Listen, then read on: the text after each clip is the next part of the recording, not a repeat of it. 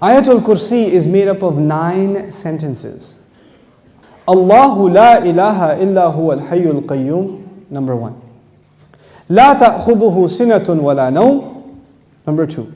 Lahu ma fis samawati wa ma fil ard, number 3. What's number 4? Man dha alladhi yashfa'u 'indahu illa bi idhnihi. That's number 4. Ya'lamu ma bayna aydihim wa ma khalfahum, number 5. Then وَلَا يُحِيطُونَ بِشَيْءٍ مِّنْ عِلْمِهِ إِلَّا بِمَا شَاءَ, number 6. Then وَسِعَ كُرْسِيُّهُ السَّمَاوَاتِ وَالْأَرْضِ, number 7. وَلَا يَؤُودُهُ حِفْظُهُمَا, number 8. وَهُوَ الْعَلِيُّ الْعَظِيمُ, number 9. 9 sentences. The first sentence is Allahu la ilaha illa huwa al-hayyul qayyum. It's a beautiful sentence which ends with 2 of Allah's names. What are those 2 names? Al-Hayy, Al-Qayyum, the living and the source of all establishment. Everything stands and exists and is maintained because of Allah. What's incredible is that the last sentence, sentence number 1, has something in common with sentence number 9, which is وَهُوَ الْعَلِيُّ الْعَظِيمُ. How many names of Allah in the last sentence? 2 names of Allah in the first sentence, 2 names of Allah in the last sentence. Okay. Before I go to the second sentence, let me tell you something about security. Security guards have a very hard job. But if you get if you're in security, you have to sit in your booth. You have to stare at the CCTV for hours and hours. And does it move? It's the same picture. And you have to look at it for 12 hours, 8 hours. What tends to happen when you're guarding something? You tend to get sleepy. You tend to get tired. Allah Azza wa Jal says about Himself, لا تأخذه سنة ولا نوم. Drowsiness. Drowsiness happens when you're tired. And of course, what happens after that? What's the next step? Naum. This is the second sentence. The second sentence is, these are things that creation has. Creation gets tired and it starts getting drowsy and eventually it falls to sleep. What was the second last sentence? وَلَا يَؤُودُهُ حِفْظُهُمَا.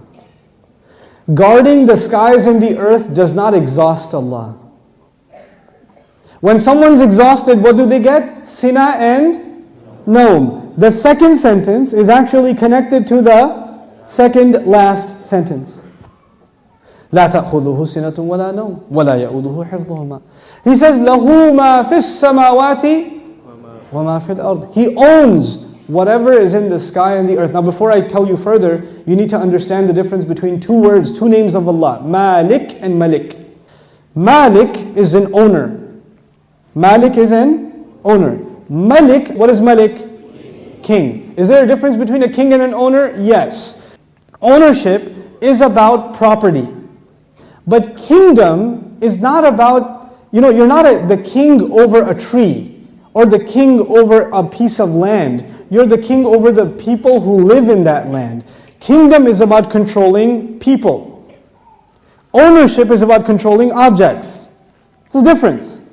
Now Allah says, لَهُ مَا فِي السَّمَاوَاتِ وَمَا فِي الْأَرْضِ. He owns whatever is in the skies and the earth. What is the ayah about?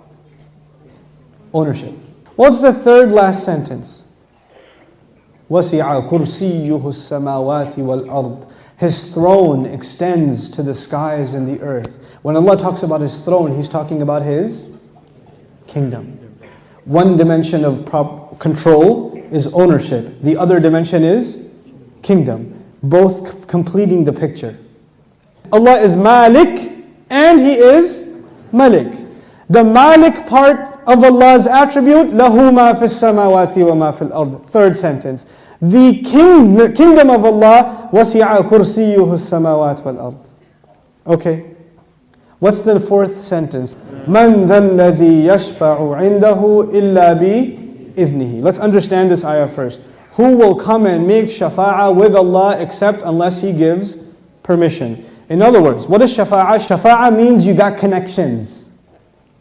Shafa'ah means that you were about to lose your job, but your uncle is the manager and he came and said, no, he's with me. That's shafa'ah. On Judgment Day, we are in trouble possibly, and then somebody comes and says, no, they're with me. They're with me. Go easy on them, please. We beg Allah Azza wa Jal to qualify us for the shafa'ah of Rasulullah sallallahu alaihi wasallam. So this ayah is about nobody having any authority unless Allah gives it to them. وَلَا يُحِيطُونَ بِشَيْءٍ مِّنْ عِلْمِهِ. They know nothing, they can control, they encircle nothing of His knowledge. إِلَّا, except بِمَا شَاءَ. The fourth sentence and the sixth sentence are both about a statement about Allah and the only exception. The statement was, nobody has authority to make a case except whoever Allah gives permission. They have no knowledge except whoever He wants to give knowledge to. Otherwise they know nothing. The fourth and the sixth sentence are correlated. The first and the ninth, the second and the eighth, the third and the seventh, the fourth and the sixth. What's left? Middle sentence? He says, يَعْلَمُ مَا بَيْنَ أَيْدِيهِمْ وَمَا خَلْفَهُمْ. Oh my God, He says He knows what is ahead of them and what is behind them. And He knew what is coming ahead in the ayah and what was behind in the ayah. He put in the middle of it is, I know what's ahead and I know what's behind. Who speaks like that? Who speaks like that? SubhanAllah.